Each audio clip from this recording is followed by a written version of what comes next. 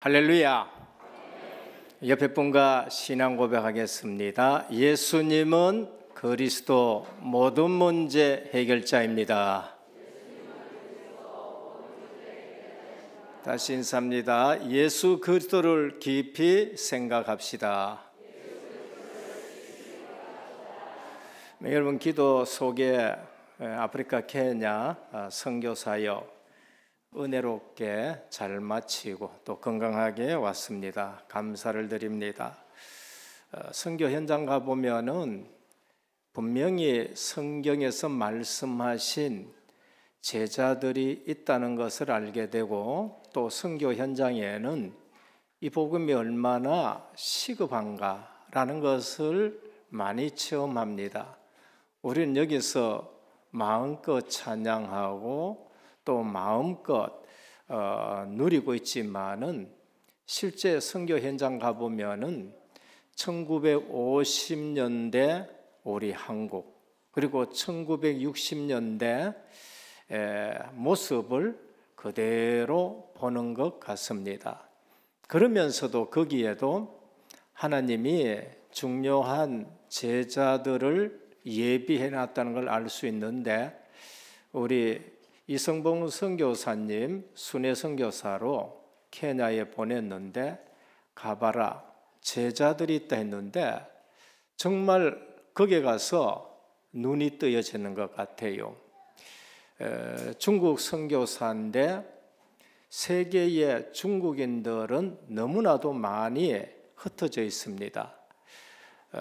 세계에 1억이라는 중국인들이 흩어져 있고, 그 다음에 또 1억의 중국인들이 여행하고 있습니다. 그러면은 중국 내보다는 중국 바깥에 2억이라는 중국인들이 지금 움직이고 있는데, 그 가운데 시형제라는 사람을 만났습니다. 정말로 예비된 심령이에요.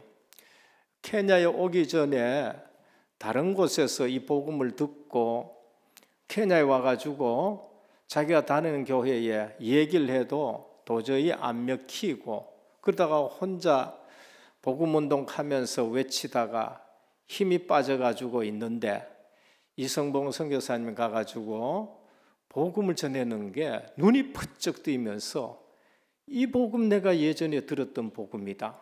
이래 만나가지고 두 사람이 이제는 선교 사역을 해야 되겠다 하고 서로가 귀하게 여기고 있고, 그런 가운데 제가 가서 다시 한번 확인하고, 제가 가니까 얼마나 반가워하는지, 도착하자마자 숙소 가기 전에 자기 사무실에 오라고, 회사 사무실에 오라고, 그래서 제가 도착하자마자 바로 그 사무실에 갔었습니다. 가가 말씀 전해주고 숙소 가고, 그러면서 있는 기간 내내 왔다 갔다 하면서 차도 태워주고, 마지막에는 자기 집에 예배 드리돌라 해가지고 갔었었는데, 가니까 대가족이에요. 어머니도 계시고, 그 다음에 또 장인 어른도 있고 처형도 있고, 그 외에 또 다른 분이 있고, 뭐 완전 대가족이에요. 그 자체가 교회라요. 그 자체가 교회. 예배 드리고, 그리고 또 한 사람 집에 갔는데, 이제는 일본에서 유학하고 터키에서 생활하다가 자녀가 일본에 있고 일본에 또 취직하기 위해서 가는데, 이 시형제가 가기 전에 케냐 와가지고 좀 이따 가라고, 뭐 두세 달 동안 있는데 이따 가라 해가지고 와가지고 집어도 있는데, 집어다가 있는 그 사이에도 거기서 또 사람들 불러가지고 거기서 같이 먹고 입고 하면서 2달, 3달 기간 동안에 거기서 또 복음 전하는 사람이 나옴이라는 여성이에요. 그래서 그 집에 가가 또 복음을 전하는데 얼마나 잘 듣는지 다 듣고 나다가 뭔가 딱 보더니만은, 아니 목사님 지난번에 우리 인터넷 방송에 들어오셔가지고 말씀해 주신 분 아니냐 그래요. 예전에 1차 때 이성봉 목사님이 갔다 와가지고 시형제가 들어가 있는 중국인 모임이 있대요. 해외에 있는 중국인들이 반체제 인사는 아니지만은 중국에 대해서 복음이 들어가고 중국 복음말을 놓고 기도하는 1900명 모이는 인터넷 방송이 있어요. 거기에 한 분 한 분 목사님들 초청해 가지고 말씀을 듣는데, 작년 제가 한번 여기 선교센터에서 방송으로 말씀을 전했는데 메시지 끝나고 나니까요, 그분이 아니 그때 말씀 전하신 분 아니냐고 그래요. 가만히 보니까 거기에 이 진행하는 여자분이 나옴이라는 여성인 거예요. 그리고 맞다고 그러면서 얼마나 반가운지, 복음 때문에 하나님이 일본 간 사람을 그 사이에 케냐에 불러놓고 그러면서 만나고 거기서 복음 전한 걸 또 보게 하고, 일본에 이제 오사카 가는데 거기에서 호텔의 매니저로 간다 그래요. 그러면서 우리가 얼마나 기뻤는지 2시간 거리니까 앞으로 이분을 우리 교회에 또 초청하고 훈련받게 하고, 그러면서 일본에 또 중국인 시스템을 세워야 되겠다라는 생각을 가졌었습니다. 오늘 우리가 제목이 인생 전환점 대신 예수 그리스도입니다. 인생 전환점. 예수 그리스도를 만나기 전에는 예수 그리스도 핍박하고 그러면서 부활이 거짓말이다 그러고 부활 믿는 사람을 이단이라 그러고 핍박하는 사람이 있었습니다. 그 사람이 사울이라는 사람입니다. 그래서 사울이라는 청년은 예수 믿는 자를 열심히 특심으로 핍박한 사람입니다. 그런데 어느 날 예수 그리스도를 만난 거예요. 그리고 나서 그 인생이 완전 바뀌어 버렸습니다. 오늘 사람들은 하나님 살아계신 것을 내 눈으로 좀 보게 해라 라고 말하는 사람들이 많이 있습니다. 참 어리석은 사람이에요. 왜냐하면 그 사람은 육신의 눈을 기준으로 모든 것을 생각합니다. 우리는 육신의 눈으로 보이는 것만이 다가 아닙니다. 마음의 눈이 있고 그리고 믿음의 눈이 있고 영안이 있는 것입니다. 그런데 사람들은 내 눈으로 보는 것, 그걸 다 기준으로 하나님 내가 보면은 믿겠다고 얘기합니다. 오늘 우리는 하나님이 살아계신 증거들이 만물을 봐도 알지만은 특별히 예수 만나서 사람이 변한 것 보면은 하나님이 살아계신 걸 알 수 있고, 특별히 하나님 살아계신 말씀을 우리에게 주셨어요. 이것이 성경인데 계시의 말씀이라고 합니다. 그 계시란 것은 하나님을 드러내주는 계시, 그 살아있는 하나님이 말씀으로 우리에게 나타나는 것입니다. 그래서 사울이라는 청년이 예수 믿기 전에는 3대 철학도시 다소에서 철학을 배웠어요. 그리고 나면서부터 로마 시민권 가지고 있습니다. 로마 시민권은 굉장히 자랑거리가 됩니다. 지금으로 말하면 미국 시민권보다 더 영향력 있는 시민권인 겁니다. 예루살렘에 와서 당대 최고 율법학자인 가말리엘 문화에서 공부했습니다. 지금 말하면 미국의 프린스턴 대학에 가가지고 최고의 교수 밑에서 공부한 것과 마찬가지입니다. 바리새인 중에 바리새입니다. 히브리인 중에 히브리이고 베냐민 지파다. 자랑할 수 있는 것은 다 가진 사람입니다. 그리고 예루살렘 공유의 신임을 받은 중심 인물로 대제사장의 공문을 받아가지고 일할 수 있을 만큼 성공했는 인물인 것입니다. 사도행전 7장에 보면 이 공문을 가지고 스데반을 죽인 그러한 일을 한 사람이지요. 오늘 우리가 알아야 될 것은 그리스도 없이 성공하면은 그 성공한 것 가지고 자기도 고통당하고 다른 사람을 죽이는 일에 쓰임받는 것을 볼 수가 있는 것입니다. 성공했는데 다른 사람을 정죄하고 죽이고 그러면서 하나님을 대적하는 일을 하는 걸 볼 수 있습니다. 믿는다고 합니다. 오늘 그는 그리스도를 만나기 전에 이 일이 하나님 앞에서 잘하는 일이라는 신념을 가지고 하는 청년이었습니다. 우리는 아셔야 됩니다. 진짜 그리스도의 복음을 모르면은요, 이단에 빠져가지고 신념으로서 교회를 혼란시키기도 하고 가정이 파괴되기도 하고 다른 사람의 영혼을 지옥으로 끌고 가는 일들을 하는데 자기도 못 들어가고 남도 못 들어가게 하는 거예요. 그게 누구였느냐? 그게 지금 예수 믿기 전에 사도 바울이었습니다. 우리는 신념과 신앙은 다르다는 걸 아셔야 돼요. 신념은 자신이 가진 지식과 경험에 근거해서 스스로 갖는 것이 그게 신념입니다. 신앙은 오직 하나님의 은혜로 얻어지는 거예요. 그래서 진짜 신앙이 있는 사람은 은혜로 얻어졌기 때문에 신념의 삶을 내려놓습니다. 신념은 그릇된 사실에 근거할 수 있습니다. 그러나 신앙은 절대 진리에 근거합니다. 그래서 신앙 가진 사람은 흔들리지를 않습니다. 신념은 결코 우리를 구원으로 인도할 수가 없는 거예요. 신앙은 우리를 구원에 이르게 하는 하나님의 은혜의 선물인 것입니다. 그래서 신앙은 내 것이 아니고 하나님이 은혜로 주신 선물인 것입니다. 그래서 신앙 있는 사람은 자랑하기보다는 겸손해지고, 신앙 있는 사람은 자리를 원하기보다는 섬기는 사람으로 살아가게 되는 겁니다. 신념은 인간으로 하여금 실패 없는 성공으로 이끄는 것 같지만은 그 신념이 그 성공을 보장하지 못해요. 내가 신념으로 가지고 성공을 할 수 있습니다. 그런데 그 성공이 신념이 보장하지 못해요.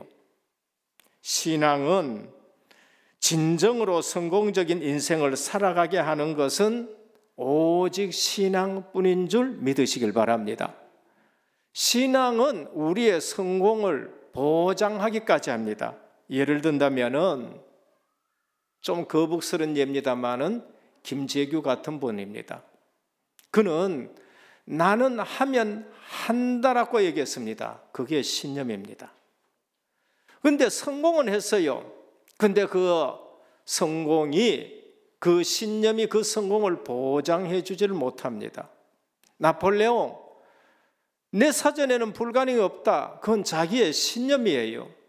근데 그 신념이 나폴레옹의 성공을 보장해 주지 못합니다. 우리는 아셔야 됩니다. 신념을 가지고 열심히 특심이었던 사울이라는 청년이 다메섹으로 가다가 어느 날 부활하신 주님을 만났습니다. 자기가 생각하는 데는 부활이라는 것은 있을 수 없고, 그리고 이 예수 믿는 사람들은 전부 다 잘못된 사람이다라고 신념을 가지고 그렇게 핍박했던 것입니다. 그때 그는 주님 누이십니까? 라고 질문했습니다. 그때 주님은 대답했어요. 나는 네가 핍박하는 예수다는 겁니다. 거꾸로 져버렸습니다. 이제까지 내가 믿었다는 거, 그 신념이었지요. 열심히 특심으로 핍박하는 거, 조상들로부터 온 신앙이 아니고 신념이었었습니다. 그럼 내가 이제까지 믿었던 건 뭔가? 내가 이제까지 가말리엘 문화에서 연구했던 율법은 뭔가? 이제 이렇게 되는 겁니다. 그래서 그는 3년 동안 하나님의 말씀을 다시 한 번 보면서 성경은 예수 그리스도의 십자가 부활을 말하는 것이구나 알게 되어지고, 그 다음부터는 전도자로 쓰임받는 것을 볼 수 있습니다. 사울의 회개한 사실은 유대인만 놀라게 한 것이 아니고 당시에 예수 믿는 사람들도 전부 놀랄 일들인 것입니다. 그래서 오늘 제목이 인생 전환점 되신 예수 그리스도. 우리 인생을 바꿀 수 있는 분은 누구밖에 없느냐? 예수 그리스도 외에는 없는 것입니다. 근데 우리는 자꾸 그 사람이 변화되는 걸 다른 걸 가지고 자꾸 의지해요. 다른 것 가지고, 교육 가지고 의지하고, 그리고 사람 가지고 의지하고. 아닙니다. 사람을 바꿀 수 있고 사람을 사람 되게 하고 우리 인간을 구원할 수 있는 분은 인생 전환점 되신 예수 그리스도밖에 없는 겁니다. 진짜 신앙생활 하면서, 진짜 예배 드리면서 정말로 내가 예수 믿는다 한데 십자가 지시고 부활하신 주님 만나시기를 축원합니다. 그러면은 나도 바뀌어요. 그러면은 상대도 바뀌게 되는 겁니다. 우리는 자꾸 남이 바뀌기를 원하고 남이 변화받기를 원하는데 주님은 내 자신이 변화되는 것을 기다리고 계십니다. 첫 번째입니다. 틀린 신앙생활입니다. 비슷한 겁니다. 복음과 비슷한 신앙생활이 많이 있습니다. 그래서 주님은 세상 사람들이 나를 누구를 하느냐? 엘리야 같습니다. 예레미야 같습니다. 세례 요한 같습니다. 선지자 중에 하나 같습니다. 비슷한 겁니다. 복음에는 그러한 요소가 있지만은 복음은 그것은 아니에요. 그럼 너희는 나를 누구를 하느냐? 그때 베드로가 주는 그리스도시요 살아계신 하나님의 아들이십니다 고백하니까 바요나 시몬아 네가 복이 있도다 하셨습니다. 틀린 신앙생활, 하나님 앞에서 율법주의 신앙생활입니다. 율법주의 신앙생활하면은 복음과 비슷합니다. 경건해 보입니다. 말씀 위주의 신앙생활을 하지만은 복음이 없어요. 이 말을 알아들어야 됩니다. 말씀을 붙들고 살아가는데 복음은 없는 겁니다. 뭘 붙들고 살아가느냐? 율법만 붙들고 살아가는 거예요. 이걸 지켜야 되고 저거는 안 지켜야 되고 그 위주로만 살아가는 겁니다. 그러다 보니까 경건해 보이기는 합니다. 복음을 모르니 율법의 행위를 강조합니다. 행위 중심이 되는 겁니다. 나의 의를 나타내다 보니 남을 비난하고 정죄하고 그렇게 나의 의가 자꾸 드러나게 되는 겁니다. 복음과 종교를 구분 못하는 겁니다. 다른 사람을 살리지 못하고 자기도 거기에 걸려서 은혜가 되지 못하고 결국 죄에 눌려서 살아가는 인생이 되는 거예요. 율법주의로 살아가니까 남에게 내가 율법을 지키는 것을 보여줘야 되기 때문에 외식하게 되는 것입니다. 그래서 우리 주님은 유대인을 향해서 외식하는 자여 너희는 회칠한 무덤이라는 거예요. 밖에 드러나는 것은 사람들이 볼 때 괜찮은데 속에는 죄 문제가 해결되지 않는 썩어 있는 상태입니다. 신비주의 신앙생활입니다. 다른 분들과 특별한 능력 있는 신앙생활을 하는 것으로 보여집니다. 신비한 체험 위주의 신앙생활을 해요. 말씀 중심이 아닌 위험한 신비 체험인 것입니다. 기적을 강조하고 자기 예언 강조하고 방언 강조하고 병남을 강조합니다. 그거는 나쁜 것은 아니에요. 그런데 그것을 따라가고 그것을 추구하는 신앙생활을 신비주의라고 말합니다. 정작 가장 중요한 것은 언약은 하나도 몰라요.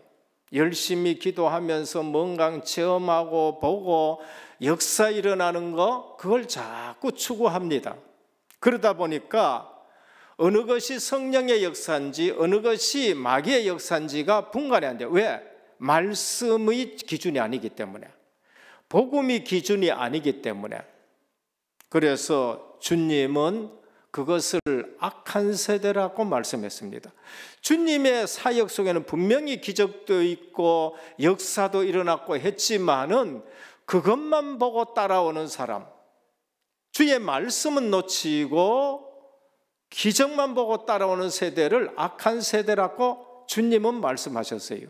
그래서 헬라인은 새로운 지식을 자꾸 구하고 유대인은 기적을 구하는데 내가 너희에게 보여줄 기적은 요나의 기적밖에 없다 했습니다. 요나가 3일 동안 뱃속에 있다가 나온 것처럼 내가 3일 동안 무덤에 있다가 부활할 것이라는 걸 말씀해요. 우리 주님이 우리에게 보여준 최고의 기적은 십자가와 부활인 것입니다. 그러면 그 기적 외에는 다른 기적은 크게 중요하지 않습니다. 내가 예수 그리스도의 십자가 부활로 만족하지 못하고 충분하지 못하고 또 다른 것을 구한다는 것은 그리스도가 누구신지를 잘 모른다는 거예요. 내 문제가 무슨 문제인지를 잘 모른다는 거예요. 오늘 기적 중의 기적은 예수 그리스도의 십자가와 부활인 줄 믿으시길 바랍니다. 그거 하나만으로 우리는 충분해야 돼요. 그거 하나가 완전한 기적이고 그것이 모든 기적 중에 기적인 것입니다. 이걸 두고 다른 기적을 자꾸 추구하면은 누가 죽어버리느냐? 후대들이 죽어버리고요. 내가 사단에게 속는 줄도 모르고 그 기적이 사단이 주는 기적인지 성령이 주는 기적인지도 모르는 겁니다. 세 번째, 인본주의 신앙생활입니다. 자기 중심적인 신앙생활이에요. 이게 바로 자기 신념에 가득 찬 신앙생활입니다. 이단에 빠진 사람들이 여기 신념에 빠졌는 거예요. 그래서 자기 신념으로 교회를 무너뜨리려고 그러고 교회에 침투하고 그래서 복음 모르면은 망하게 되는 것입니다. 그래서 내 생각으로 신앙생활합니다. 한 번 또 은혜의 말씀이 내게 임하지는 임한 것은 알지를 못하고 그러면서 어떤 다른 교리에 빠져가지고 신앙생활합니다. 한 번 또 말씀, 성취, 기도응답, 전도의 축복을 모르는 것입니다. 지식적인 신앙만 가지고 저울질하고 그래서 포장된 신앙생활하고 자기 신념으로 멍강됩니다. 어느 날 바벨탑처럼 무너지게 되는 것입니다. 우리는 종교생활하고 나가면은 나중에 무거운 짐만 내게 가득 지워지는 것입니다. 그래서 주님은 수고하고 무거운 짐진 자들아 다 내게로라 내가 너희를 쉬게 하리라고 말씀하셨습니다. 오늘 예수 믿는 사람 가운데도 정신 도는 사람들이 있습니다. 왜 그럴까요?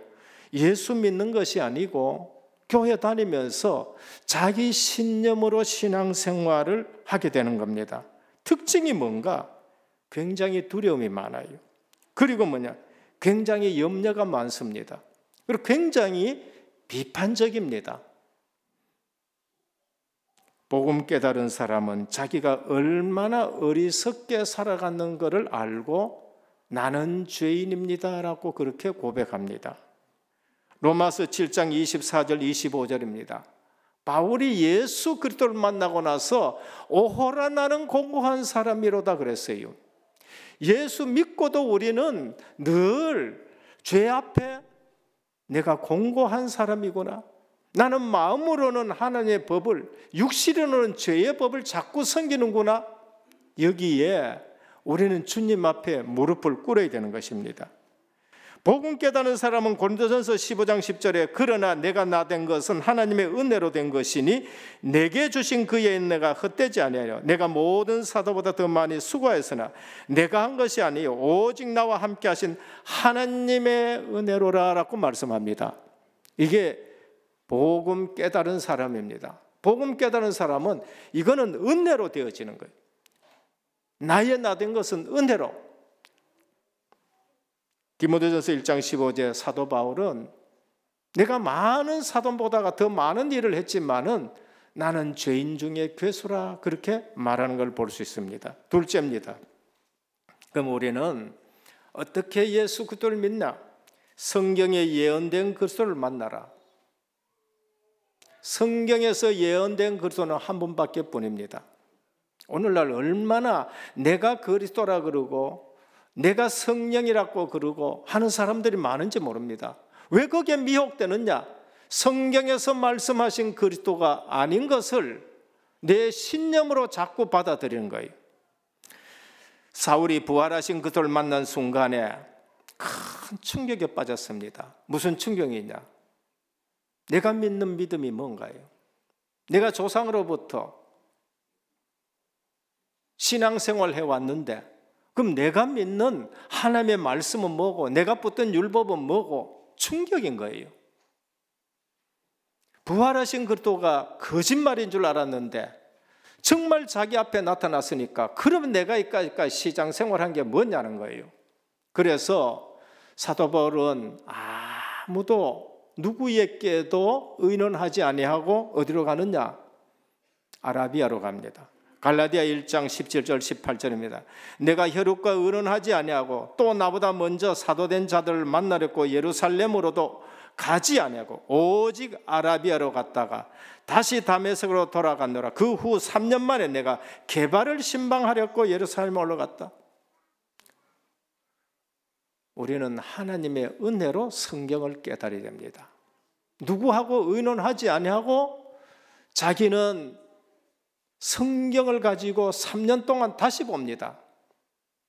내가 율법주의로 신앙생활했는데 자세히 보니까 하나님은 율법을 주셨는데 왜 주셨느냐? 우리를 사랑해서 율법을 주셨다는 거예요. 그리고 그 율법은 우리를 죄인이라는 것으로 깨닫게 하는 율법이고, 그리고 우리가 죄인이니까 우리가 어디로 가야 되느냐? 그리스도께로 가라는 것을 우리에게 가르쳐 준다. 그게 사도 바울이 깨달은 거예요. 그래서 율법은 정죄의 기능이 있고 복음 대신 예수 그리스도는 생명의 기능이 있다는 걸 말씀하는 거예요. 그걸 깨닫고 바울은 갈라디아서를 쓰고 로마서를 쓰는 것입니다. 분명히 그토록 성경 보는 영적인 눈이 열려버린 겁니다. 우리가 성경을 가지고 예수 그리스도를 만나지 아니하면은 다른 것을 추구하게 되고 다른 신념에 빠지게 되고 그러면서 잘못된 신앙생활을 합니다. 그래서 분명히 그리스도로 성경을 보는 눈이 열리고 성경을 통해서 그리스도를 깨닫게 되는 거예요. 그 이후에 사도 바울은 말합니다. 확실하게 복음 깨닫고 나서 내가 전한 복음 외에 다른 복음을 전하면 저주를 받을지어다라고 담대하게 외치는 걸 볼 수 있어요. 그게 어디에 있느냐? 갈라디아서입니다. 그래서 이 복음 알게 된 것은 성경을 통해서 하나님이 주신 은혜란 겁니다. 갈라디아 1장 1절입니다. 사람에게서 난 것이 아니요 사람으로 말미암은 것도 아니요 오직 예수 그리스도와 및 죽은 자 가운데서 그리스도를 살리신 하나님 아버지로 말미암아 사도된 바울은 하나님의 아버지로 말미암아 목사된 나는 하나님의 아버지로 말미암아 장로 직분 받은 나는 이렇게 되셔야 될 줄 믿습니다. 여러분, 직분 받은 것은 하나님의 아버지로 말미암아 은혜로 받은 것이에요. 구원 받은 것도 은혜로 받은 것이에요. 베드로가 주는 그리스도시요 살아계신 하나님의 아들심에 고백할 때에 주님이 뭐라고 하시죠? 네가 복이 있도다는 거예요. 여러분, 예수 그리스도 믿게 된 것 최고로 축복인 줄 믿으시길 바랍니다. 그리고 뭐라고 하셨어요? 이것을 네게 알게 한 건 혈육이 아니요 하늘에 계신 내 아버지시라. 네가 노력해서 된 것이 아니라는 거예요. 우리가 복음 알게 되고 복음이 믿어지고 구원받게 되고 우리가 직분 받은 것은 내가 잘나서가 아니라 하나님의 은혜라는 것을 늘 주님은 말씀하시고 하나님 말씀하셔요. 사도 바울이 뭘 깨달은지 아십니까?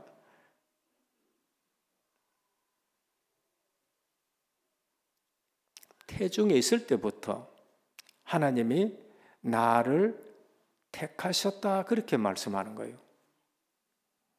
고린도전서 15장 갈라디아 1장 15절입니다. 어머니의 태로부터 나를 택정하시고 은혜로 나를 부르시니가. 그래서 예수 믿으면은 은혜 자랑할 것밖에 뿐입니다.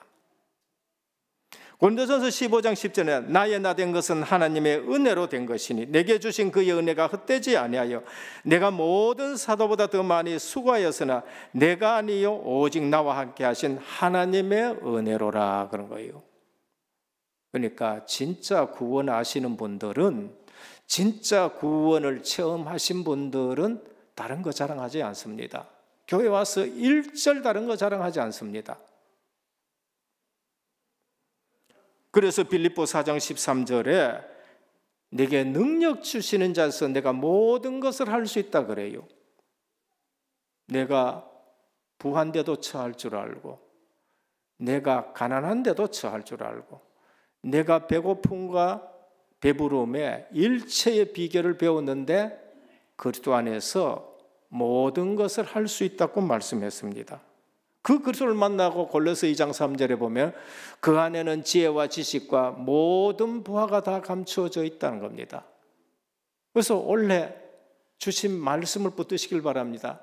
믿음의 주요 온전케 하신 예수만 바라보자라고 말씀한 거예요.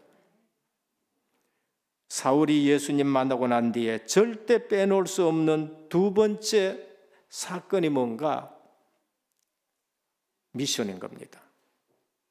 사울은 하나님의 은혜로 예수 그리스도를 만나고 나서 그 다음에 중요한 거 깨달았는데 그게 사명을 깨닫는 겁니다. 오늘 아나니아를 만나니까 아나니아가 전해줍니다. 이방인을 위하여 택한 그릇이라는 겁니다. 임금들과 왕들 앞에 상대하는 사람입니다. 이스라엘과 이방인을 위해 택한 그릇이란 거예요. 하나님 미리 준비하신 겁니다. 오늘 저와 여러분 하나님이 미리 준비하신 줄 믿으시기를 축원합니다. 왜 흔들려요? 그걸 놓쳐서 그런 겁니다. 하나님이 나를 태중에서부터 선별하셨고 모든 사건을 통해서 나를 구원하셨고 그리고 하나님이 내게 귀한 사명을 주셨는데 전도 선교 세계 복음합니다. 사도행전 19장 21절에 사도 바울이 말 내가 예루살렘 거기 갔다가 후에 로마도 보아야 하는 겁니다. 분명히 예수 믿고 구원받고 나면은 우리에게 사명이 생깁니다. 사도행전 23장 11절입니다. 예루살렘에서 이 일을 증거한 것 같이 로마에서도 증언하여야 하리라. 주님이 그렇게 말씀하십니다. 사명 계속 주십니다. 27장 24절에 두려워 말라. 네가 가이사 앞에 서야 하겠고 하나님의 사명과 내가 주님 앞에 고백하는 것하고 일치되는 것입니다. 이 사실을 알고 빌립보 3장 13절 14절에 보면 오직 한 일 즉 뒤에 있는 것은 잊어버리고 앞에 있는 것을 잡으려고 표대를 향하여 예수 그리스도 안에서 하나님이 위에서 부르신 부름의 상을 위하여 쫓아가노라 그랬습니다. 전에는 자기 신념으로서 열심했고 특심이었지만은 이제는 예수 그리스도 안에서 쫓아가는 겁니다. 예수 그리스도 안에는 그냥 걸어가도 되는 거 아니에요. 쫓아간다 그랬어요. 위에서 부르심을 상을 향해서 또 다른 열심이 있는데 하나님이 주시는 열심인 겁니다. 그리고 문제가 축복으로 바뀌었습니다. 사도 바울에게는 예수 믿고 나서도 있는 문제가 있었어요. 사명 붙들고 나서도 있는 문제가 있습니다. 우린 예수 믿으면 만사 형통 크는데 그래도 있는 문제가 있다니까요. 근데 사도 바울은 그 연약한 것 붙들고 주님 앞에 깊이 기도하니까 내 은혜가 네게 족하다고 네 연약한데 내 능력이 머물고자 함이라고 하셨습니다. 오히려 연약한 것이 더 복이 되었어요. 하나님의 능력이 거기에 머물렀으니까. 오늘도 우리는 주님 만나기 전의 질병은 우리가 낙심하게 되고 우리 자신이 절망하게 되는 것입니다. 그런데 예수 믿고 난 이후에는 그 연약과 질병이 오히려 축복이 된다는 것을 우리에게 말씀하는 겁니다. 절대 문제에 속지 않기를 주님의 이름으로 축원합니다. 누구만 붙들어요? 예수 그리스도만 붙들으라는 거예요. 예수 이름으로 기도하라는 거예요. 그러면 그 문제보다가 하나님의 능력이 그 자리에 머물게 된다는 것을 말씀합니다. 예수 만나면 바로 축복의 길이 되고 바로 사명이 생기는 겁니다. 그래서 지금까지 배운 율법, 지금까지 배운 경험, 지금까지 경험한 직업, 그리스도 앞에서 내려놨었을 때에 하나님은 그것을 다시 사용하게 되는 것을 볼 수 있습니다. 예수님 만나기 이전에는 여러분 개인 가정 가문은 그것이 문제와 연결되어 있어요. 그런데 예수 믿고 나면은 그것이 오히려 전화위복이 되는 걸 볼 수 있습니다. 셋째입니다. 오늘 본문에서 제자의 중요성을 우리에게 말씀해 줍니다. 현장에서 기도하는 아나니아. 중요한 것은 사도 바울을 하나님이 다메섹에서 꺾으실 때에 거기에 누가 있었느냐는 것입니다. 바로 아나니아가 기도하고 있었다는 것입니다. 아나니아 이름의 뜻은 여호와는 은혜로우시다는 거예요. 여러분, 자녀들 이름을 언약을 가지고 이름 지어 주시길 바랍니다. 그냥 세상 사람들이 말하는 그 아름다운 이름 말고 언약이 담긴 이름을 지어줘야 돼요. 그리고 그 언약대로 길러주면 됩니다. 아나니아는 오순절에 예루살렘을 방문하였다가 오순절 성령 강림 사건을 체험한 인물로 보여집니다. 그리고 오랜 신앙에 연륜이 있는 인물로 보여집니다. 사도행전 22장 12절에 보면 그를 다메섹의 유대인들로부터 칭찬받는 경건한 인물이란 겁니다. 우리 성도는 경건과 떨어지면 안 됩니다. 복음 없는 경건은 회칠한 무덤이지만은 복음 있는 경건은 하나님이 기뻐하시는 거예요. 복음 없는 경건은 위장입니다. 복음 없는 경건은 사람에게 보이려고 하기 때문에 결국 본인이 피곤해집니다. 그러나 복음 있는 사람은 경건이 삶이 되어지고 능력이 되는 거예요. 경건이 능력인 겁니다. 믿음과 행위는 분리될 수 없는 것이 바로 경건인 것입니다. 다메섹에 유대인들로부터 칭찬받는 경건한 인물이 아나니아였습니다. 현장에서 기도하는 경건한 그리스도 제자의 모습을 보는 겁니다. 아나니아의 기도입니다. 주님과 친밀한 기도입니다. 저는 이 본문을 중직자의 삶의 한 모습으로 늘 기억합니다. 주님이 아나니아야 할 때에 얼마나 익숙한지 몰라요. 주님과의 교제와 주님과의 친교와 보호자의 소통이 얼마나 익숙한지 주님 말씀하시옵소서. 내가 여기 있나이다는 거예요. 이게 바로 정시기도, 이게 바로 무시기도, 이게 바로 25시 기도인 것입니다. 아나니아의 기도에 초자연적인 역사가 일어났습니다. 환상입니다. 환상은 꿈이나 상상 속의 허구가 아닌 깨어있는 상태에 하나님이 개입하시는 것이 25시 환상인 것입니다. 그러면서 사도 바울에 대해서 말씀을 해 주십니다. 우리의 삶이 아나니아의 삶이 되셔야 됩니다. 주님의 관심이 그 지역의 제자에게 있습니다. 내가 이 영혼을 누구에게 붙일 것인가? 하나님이 아나니아에게 붙이는 겁니다. 오늘 저와 여러분들이 여러분 집에서 기도하고 여러분 직장에서 기도하고 주의 교회에서 기도할 때에 그 지역의 예수 믿어야 할 영혼을 여러분들에게 붙이기를 축원합니다. 이게 중직자의 모습인 것입니다. 사울을 누구에게 붙일까? 지역의 파수꾼인 아나니아에게. 사울을 어디에서 꺾었느냐? 기도하는 아나니아가 있는 곳에서 꺾었습니다. 중직자가 회복할 기도, 핍박을 꺾는 기도입니다. 우리는 가정에서 아나니아의 기도가 있어야 되고 내 직장에서 아나니아의 기도가 있어야 되고 교회에서 아나니아의 기도가 있어야 됩니다. 그때 그 교회는 플랫폼이 됩니다.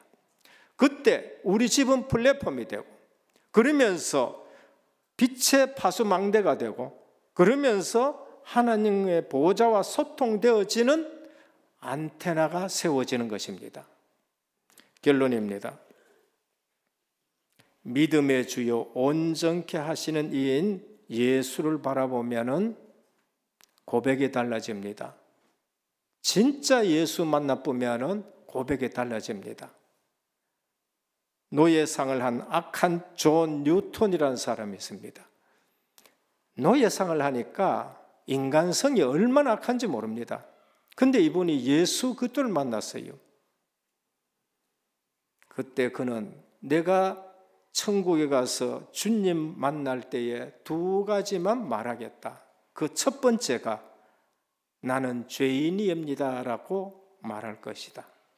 그리고 두 번째는 주 예수님은 나의 구세주입니다 라고 그 두 가지만 말할 것이다. 그리고 그가 지은 찬송이 뭐냐? 405장입니다.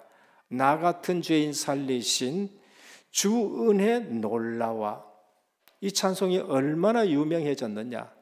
불신자까지도 그거 다 듣고 그 찬송을 켜면은 거부하지 않을 정도예요. 요즘 보면은요, 뭐 음악회나 어디 가가지고 연주회를 가면은 찬송 트지 마세요. 그런 거예요. 얼마나 근데 많으면. 그런데 어메이징 그레이스 이거 트는 거는 별로 그만큼 영향력이 많은 겁니다. 우리는 알아야 돼요. 주님 앞에서 나는 죄인입니다. 나의 구세주는 예수 그리스도밖에 없습니다. 존 뉴턴이 한 겁니다. 크로스비 같은 분은 주님을 만나고 이렇게 고백했습니다. 주님 만나기 전에는 눈 열어달라고 어디 눈 수술할 데 없는가? 어디 의사 만나면 내 눈을 열어줄 수 있느냐? 이것이 기도 제목이었는데 그런데 주님을 만나고 난 뒤에는 내 눈을 열어주지 마시고 내 이대로 살다가 주님 보고 싶습니다. 세상 그렇게 보고 싶지 않습니다. 그냥 그때 주님만 보고 싶습니다라고 고백했습니다. 그래서 이분이 지은 찬송이 뭡니까? 인애하신 구세주여 내가 비오니 죄인노라 하실 때 날 부르소서. 은혜교회 와서 예수 그리스도의 십자가 앞에 죄 문제 해결되기를 축원합니다. 그게 주님 만난 거예요. 뭐 역사 일어나고 뭐가 일어나고 내게 뭐 이런 응답이 왔고 그 이전에 인애하신 구세주여 내가 비오니 죄인노라 하실 때에 날 부르소서. 이것이 나의 간증이요 이것이 나의 찬송일 때 하늘문이 열려지고 주의 천사가 왕래하는 것. 링컨입니다. 링컨은 주님을 만나보고 이랬습니다. 주님의 은혜를 받기 전에는 자기 계모도 자기 원수고 자기 마누라도 자기 원수고 자기 정치적인 적도 자기 원수고 전부 둘러보면 원수였다는 거예요. 그런데 주님을 만나고 나서는 그 계모가 자기를 너무너무 기도하게 만든 장본인이고 천하의 악처를 맞는데 그 악처가 자기를 너무너무 기도하게 만든 훌륭한 선생이고 그 정적들이 나를 겸손하게 만든 선생이었다. 주님 만나보면 다 바뀌게 되는 겁니다. 결론 두 번째입니다. 내 삶의 자리가 주님께서 정하신 사역지입니다. 아나니아, 자기 집이, 자기 사는 그 처소가 주님이 주신 사역지인데 거기에서 한 생명 살려놨는데 전 세계를 바꾸는 인물입니다. 그래서 우리의 집이, 내 직장이,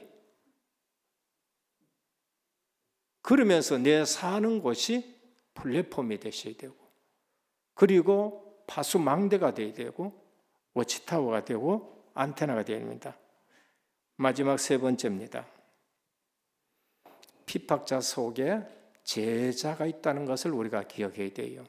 그냥 미워만 하지 마시고 핍박자 속에, 교회 문제 일으키는 사람 속에도 제자가 있을 수 있고, 핍박자 속에도 제자가 있을 수 있고, 원수 속에도 제자가 있을 수 있습니다. 스데반, 저들의 죄를 저들에게 돌리지 마옵소서 기도했습니다. 스데반의 기도 속에, 아나니아의 기도 속에, 로마서 16장에 보면 내 친척 아목의 이름 나오는 속에 사도 바울이 바뀌게 되는 것입니다. 우리의 환경에 절대 속지 않기를 축원합니다. 주님 감사합니다. 오늘도 인생의 전환점 예수 그리스도이십니다. 오늘도 교회에 와서 예배드리면서 십자가 지시고 부활하신 주님을 만나고 인생 전환점 되어지는 예배가 되게 하옵소서. 예수 그리스도 이름으로 간절히 기도드립니다. 아멘.